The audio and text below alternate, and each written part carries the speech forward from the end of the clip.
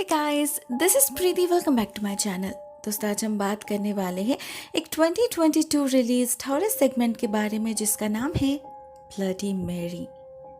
इस कहानी की शुरुआत होती है एक ग्रुप ऑफ फ्रेंड्स के साथ, लीना, मैगी, एलिस और उसकी बहन बियांका। ये सभी लोग लीना के घर में स्लीप ओवर के लिए इकट्ठा हुए थे। बोर हो रहे थे तो लीना उन्हें एक एक्साइटिंग ऑफर देती है, क्यों ना वो लोग ब्लडी मैरी चैलेंज परफॉर्म करें। लेजेंड ये है कि ब्लडी मैरी सिर्फ लोगों को मारती नहीं है, बल्कि अगर उसे खुश किया जाए तो वो उनके विशेस भी फुलफिल करती है। अब अनफुलफिल्ड विशेस तो सभी के लाइफ में होते हैं, उनके भी थे। जैसे लीना को अपने चीयरलीडर ग्रुप का कैप्टन बनना था, तो मैगी को अपना बॉयफ्रेंड वापस चाहिए था। उधर एलिस को रिच होना था, तो बियांका को अपने ड्रीम यूनिवर्सिटी येल में एडमिशन लेना था। भले ही मन सभी डेस्परेट थे, लेकिन बियांका राजी नहीं होती। सुपरनैचुरल चीजों से ऐसे खेलना उसे ठीक नहीं लगता। लेकिन फिर एलिस उसे मना लेती है और सभी अलग अलग कमरे में जाकर चैलेंज स्टार्ट करते हैं।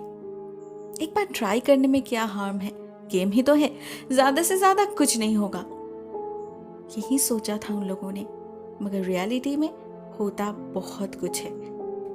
जैसे ही लाइट ऑफ करके वो लोग ब्लडी मैरी को समन करते हैं, उनके सामने का मिरर फटने लगता है और उससे निकल आती है ब्लडी मैरी।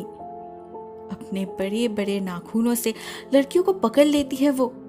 डर से सबकी हालत खराब हो जाती है। उन्हें लगता है शायद यही उनके जिंदगी का आखिरी दिन होगा, मगर होता कुछ उल्टा ही। ब्लडी मैरी उन सबके कानों में कुछ खुसफुसाती है और फिर गायब हो जाती है। अपने अपने कमरे से निकल आते हैं सभी। सिर्फ मैगी तब भी चिल्ला रही थी, तो बाकी सभी जाते हैं उसे बुलाने। और तभी एक भयानक नजारा दिखता है उन्हें। वो देखते हैं ब्लडी मैरी अपने नाखूनों से मैगी के आंखों को नोच रही है। इससे सभी डर जाते हैं और सभी एक साथ चिल्लाने लग जाते हैं। मगर जैसे लाइट ऑन होता है, सब कुछ नॉर्मल हो जाता है। पता चलता है मैगी तो बिल्कुल ठीक है, इनफैक्ट उसने तो कभी चिल्लाई भी नहीं थी। तो उन्होंने जो देखा वो क्या था? आपस में बात करने पर उन्हें पता चलता है ब्लडी मैरी ने उन सभी को अपना डिजायर पूरा करने का एक रास्ता दिखाया है। जैसे लेना से कहा है कि अगर उसने प्रैक्टिस के दौरान अपने ग्रुप के कैप्टन को गिरा दिया तो वो उसकी जगह ले पाएगी। मैगी से कहा है कि अगर वो अपने बॉयफ्रेंड को वापस पाना चाहती है तो उसके नौ गर्लफ्रेंड के न्यूड फोटोज को इंटरनेट पे अपलोड करना होगा। बियांका से कहा है कि अगर वो येल जाना चाहती है तो उसे अपने टीचर को ब्लैकमेल करना होगा, उन पर रेप का एलिगेशन लगाना होगा। एंड फाइनली एलिस से कहा है कि अगर उसे रिच होना है तो उसे किसी और को हर्ट करना होगा। ऑफ कोर्स उनमें से कोई भी ये सब रियल में करने नहीं वाले थे, लेकिन बात ना मानने पर क्या हो सकता है उसका हिंट भी उन्हें मिल चुका था। उन्होंने मैगी की जो हालत देखी थी, हो ना हो वो एक वार्निंग ही था। सभी बहुत बड़े कश्मकश में पड़ जाते हैं और अगले दिन तो ये भी साबित हो जाता है कि ब्लडी मैरी उनका पीछा कर रही है। वो तब तक नहीं रुकेगी जब तक पैक्ट कंप्लीट ना हो जाए। ऊपर से लीना ये भी रिवील करती है कि उसके माँ के कुछ फ्रेंड्स ने भी एक बार यही खेल खेला था बरसों पहले, और आज उनमें से कोई भी जिंदा नहीं है। एक एक करके सभी की मौत हो गई। पहले उसे लगा था कि यह कोई फालतू रूमर है, लेकिन अभी तो लग रहा है उनके साथ भी यही होने वाला है। ये सुनकर सभी लीना को ही कोसने लग जाते हैं। उसे अगर ये सब पहले से ही पता था तो उसने सबको इन्वॉल्व क्यों किया?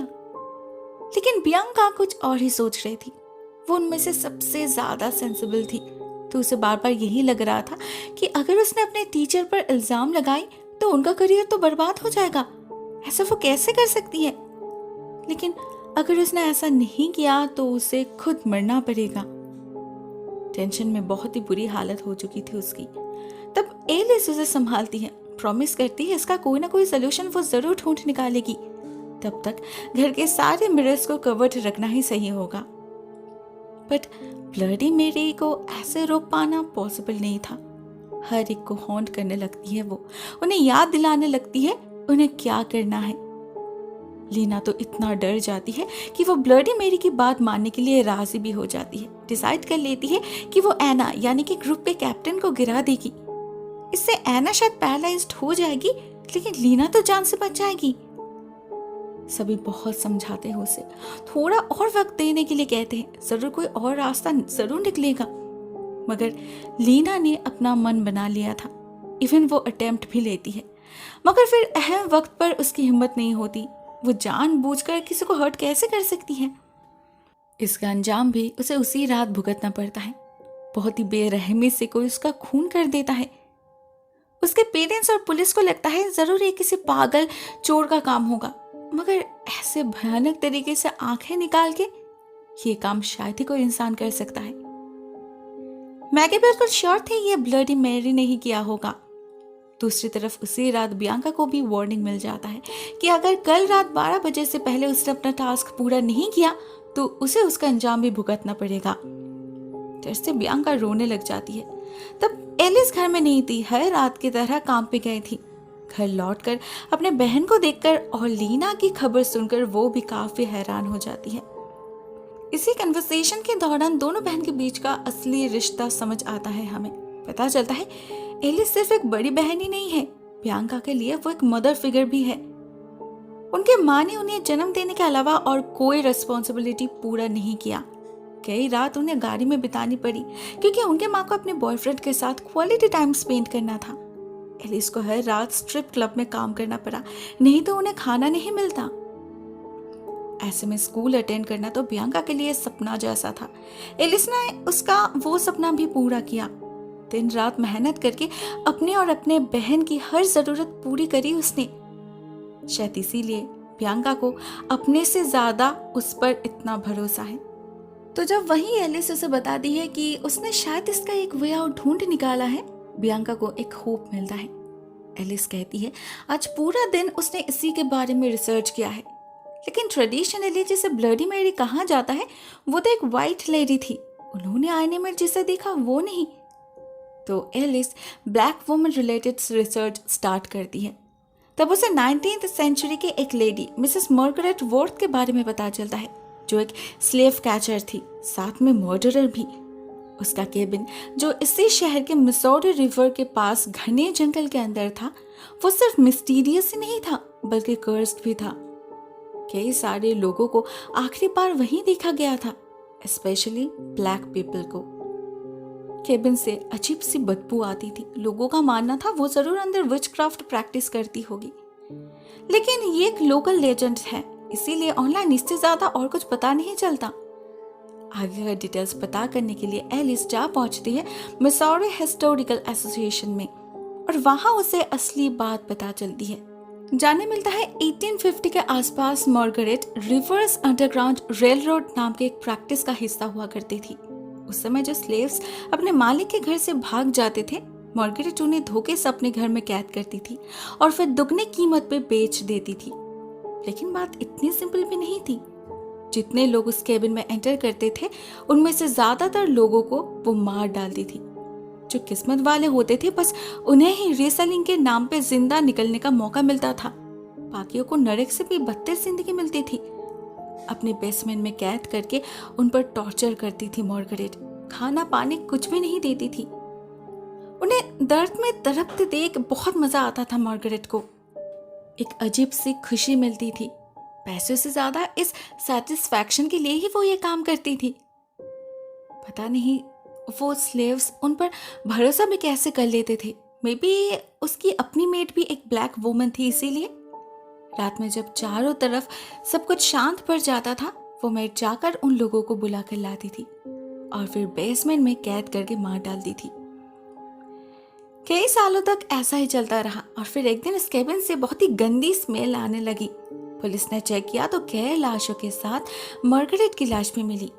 बाकी स्लेव्स की मौत तो उससे पहले ही हो चुकी थी डिहाइड्रेशन की वजह से, मगर मार्गरेट को किसी ने खून किया था, एक बहुत ही पुराने चाकू से। पुलिस को कभी पता नहीं चला वो खूनी कौन था, मगर लोगों ने गेस कर लिया कि जरूर कोई स्लेव ही होगा। पूरी कहानी सुनने के बाद एलिस का शक और स्ट्रॉन्ग बन जाता है। उसका मन कह रहा था होना हो ब्लडी मैरी इसी कहानी से जुड़ी होगी। इसके जड़ तक पहुंचने के लिए उसे इस केबिन तक पहुंचना होगा। ज्यादा वक्त नहीं है उसके पास, ना गलती की कोई गुंजाइश। एट द सेम टाइम उधर हम मैगी को देखते हैं। वो ऑलमोस्ट हार मान चुकी थी। अपने एक्स के न्यू गर्लफ्रेंड की प्राइवेट फोटोज इंटरनेट पर अपलोड करने के लिए तैयार हो चुकी थी वो, क्योंकि वो लीना की तरह मरना नहीं चाहती थी। मौत के डर से इतने नीचे गिर चुकी थी वो कि किसी और की जिंदगी को खराब करना भी उसे ठीक लग रहा था, जबकि ब्लडी मेरी ने उसे ऑलरेडी दिखा दिया था कि इसका अंजाम क्या होने वाला है। वो लड़की इसके वजह से सुसाइड करने वाली है। फिर भी प्रियंका उसे बहुत समझाती है और फाइनली मैगी खुद को रोक भी लेती है। उस दिन जब स्कूल से प्रियंका घर लौटती है तो वहाँ एलिस उसका इंतजार कर रही थी। वो उसे अपना प्लान बताती है और उसे साथ लेकर जाती है उस बिल्डिंग में, उस डैगर को चुराने। क्या पता कोई काम आ जाए। इसके बाद उनका अगला डेस्टिनेशन था वो केबिन। मगर केबिन की तरफ जाने से पहले वो लोग जाते हैं मैगी को पिकअप करने, मगर बहुत बुलाने पर भी वो रिस्पॉन्स नहीं करती। तब वो लोग अंदर जाते हैं और उन्हें मिलती है मैगी की लाश। बिल्कुल लीना की तरह उसकी भी आंखें निकाली गई थी, बेहद भयानक दिख रही थी वो। बाकी थे तो बस प्रियंका एंड एलिस। वो लोग उसी वक्त निकल पड़ते हैं केबिन की तरफ, इस उम्मीद में कि वहां उन्हें ब्लडी मेरी मिल जाएगी और उन्हें इस सिल्वर डैगर से उसे बस मारना होगा। सारी प्रॉब्लम वहीं पर खत्म हो जाएगी। भले प्रियंका इस प्लान को लेकर ज्यादा श्योर नहीं थी, मगर पता नहीं कैसे एलिस बहुत ही कॉन्फिडेंट साउंड कर रही थी। इवन वो केबिन के सामने पहुंचकर खुद अपने मौत को बुलावा भी देती है, समन करती है ब्लडी मेरी को। और जब वो आती है, प्रियंका को लगता है एलिस जरूर उस चाकू से आईने को तोड़ देगी या फिर कुछ और करेगी, मगर एलिस बिल्कुल चुपचाप खड़ी रहती है, जैसे किसी और चीज का इंतजार कर रही है वो। इसके बाद एक बहुत ही वियर्ड चीज होती है जो प्रियंका ने कभी इमेजिन भी नहीं किया था। ब्लडी मेरी एलिस से बात करने लगती है, उससे पूछती है कि क्या उसने जो मांगा था वो सब कुछ लेकर आई है। जवाब में एलिस भी अपने बैग से वो सिल्वर डैगर और 2 ग्लास जार्स निकाल के उनके सामने रख देती है। इस पॉइंट तक प्रियंका समझ चुकी थी इन दोनों के बीच कुछ अलग ही डील हुआ था, जिसे पूरा करने के लिए ही एलिस यहाँ आई है, ब्लडी मेरी को मारने के लिए नहीं। फाइनली एलिस खुद ही कन्फेस कर लेती है सच्चाई को। कहती है ब्लडी मेरी ने इन चीजों के बदले उसे सेफ्टी, सिक्योरिटी एंड पावर देने का वादा किया है, जिसकी उसे जिंदगी में बहुत ही जरूरत है। वो और कोई रात खाली पेट गाड़ी में सोना नहीं चाहती, ना उस स्ट्रिप क्लब में आधे नेकेड होकर खाना सर्व करना चाहती है। उसे बस एक सुकून की जिंदगी चाहिए, जिसके लिए वो कुछ भी कर सकती है।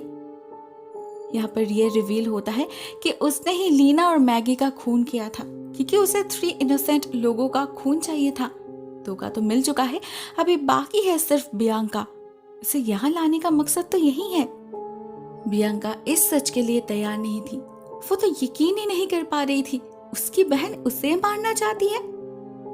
कुछ देर के लिए बिल्कुल ही ब्लैंक हो चुकी थी वो, लेकिन उसके बाद ही जैसे ही वो देखती है एलिस ने चाकू उठा लिया है उसे मारने के लिए, वो भागती है अपनी जान बचाने। एलिस भी भागती है उसके पीछे पीछे, और जब एक पॉइंट पे उस डैगर से वो प्रियंका पर हमला कर देती है, मजबूरन प्रियंका को ही उसे मारना पड़ता है सेल्फ डिफेंस में। लेकिन वो ऐसा नहीं चाहती थी, खुद को ही कोसने लगती है वो, साथ में ब्लडी मैरी को भी। उसी के कारण तो ये सब कुछ हुआ। तब ब्लडी मैरी उसे समझाती है कि लेजेंड्स में बताए गए सारी बातें सच नहीं होते। वो किसी को करप्ट नहीं करती, ना किसी का खून करती है, बस लोगों के अंदर के सच्चाई को देख पाती है वो, उनके ट्रू डिजायर को। उसे पता था एलिस कितनी डेस्परेट है, तो उनके ऑफर में वो मान गई थी। इसमें उनका क्या कसूर? आज उसके मौत के लिए वो खुद ही जिम्मेदार है, ब्लडी मेरी नहीं, ना प्रियंका। उनका तो बस एक ही दोष था, जिसके लिए वो ऑलमोस्ट 150 सालों से यहाँ कैद है। बात यह है कि 1860 के आसपास जब वो एक साधारण इंसान हुआ करती थी, एक स्लेव, तब वो मार्गरेट के हाथों कैद हुई थी।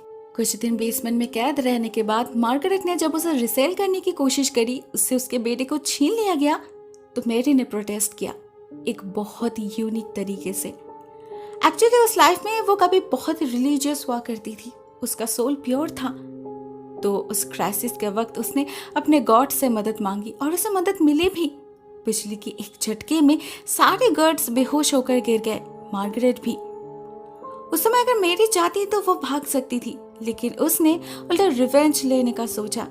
चाकू से मार मार कर मार्गरेट की जान ले ली और साथ में उसके मेट की भी, जो उन्हीं में से एक थी। ये उसे करना नहीं चाहिए था। इससे मैरी की सोल करप्ट हो गई, वेंजेंस के आग में जलकर काली पड़ गई। इसीलिए उसे सजा भी मिली। उसके गॉड ने उसे आईने में कैद कर दिया और तब से वो यहीं पर इंतजार कर रही है कि कोई आए और उसे आजाद करे। वो भी बिल्कुल अकेली है, बियांका की तरह। बियांका उसके दर्द समझ पा रही थी, तो वो डिसाइड करती है कि वो खुद ब्लडी मैरी को आजाद करेगी। बदले में उसे कुछ नहीं चाहिए।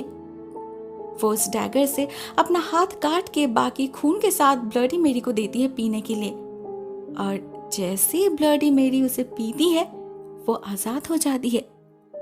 लेकिन सिर्फ इतना ही नहीं होता, मैरी की सोल तो अपने प्योर फॉर्म में वापस आ जाती है, मगर बदले में बियांका फंस जाती है मिरर के अंदर, क्योंकि ये एक ट्रिक था। जो भी मैरी को आजाद करेगा उसे उसकी जगह लेनी पड़ेगी, जो उसने पहले बियांका को बताई नहीं थी, क्योंकि ऐसे कंडीशंस पर कोई उसे रेस्क्यू नहीं करता, वो कितना ही लालची या कितना ही इमोशनल फूल क्यों ना हो। उधर बेचारी बियांका, उसने तो कुछ मांगा ही नहीं था, फिर भी उसे ये सजा मिली। बिना किसी कसूर के फंस गई अंदर। अब उसे कितना वक्त इंतजार करना पड़ेगा, ओनली गॉड नोज। दोस्तों, ये कहानी यहीं पर एंड हो जाती है। कहानी तो अच्छी है, ट्विस्टेड है, लेकिन इसकी एंडिंग मुझे बिल्कुल भी पसंद नहीं आई। आई मीन, मैरी ने बियांका को धोखा दिया तो उसकी सोल प्यूरिफाइड कैसे हुई? बियांका तो सच में इनोसेंट थी, उसे ऐसे कैद होना नहीं चाहिए था। अब निकलने के लिए उसे भी किसी को धोखा देना पड़ेगा और ये चेन ऐसे ही चलता रहेगा। दोस्तों, आपको क्या लगता है? Is this even justified? Share your thoughts in the comment section. आज के लिए बस इतना ही दोस्तों। Thank you so much for watching this video. बहुत जल्द मिलते किसी और नई वीडियो के साथ। तब तक के लिए टेक केयर, टाटा।